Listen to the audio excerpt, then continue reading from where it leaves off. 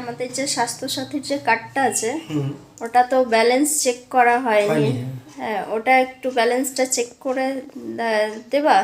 কোথায় চেক করবো, কিভাবে বলো? মোবাইলের মাধ্যমে না কম্পিউটার মাধ্যমে? মোবাইলের মাধ্যমেই করবা। হ্যাঁ, তাহলে শোনো, মোবাইলের মাধ্যমে এই কার্ডটা চেক করা যায়। তার জন্য একটা তোমার অ্যাপ ডাউনলোড করতে হবে।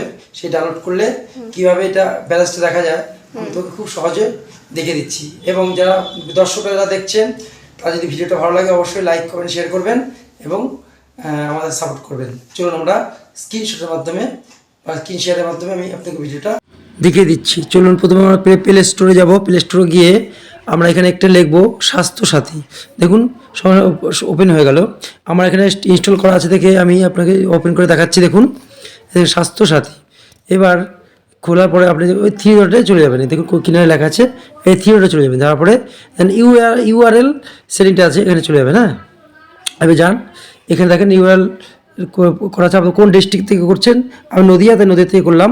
তারপরে তোমার যে কার্ডটা আছে, কার্ডের যে একটা নম্বর আছে, এই নম্বরটা, এই নিচে নম্বরটা, এই নম্বরটা তোমার এখানে লিখতে হবে। জি, লিখলাম। দেখো লেখার সঙ্গে সঙ্গে এই লেখা হয়ে গেল। এবার দেখো এখানে ক্লিক করার সঙ্গে দেখো তোমার ইসে সম্পর্কে চলে আসলো।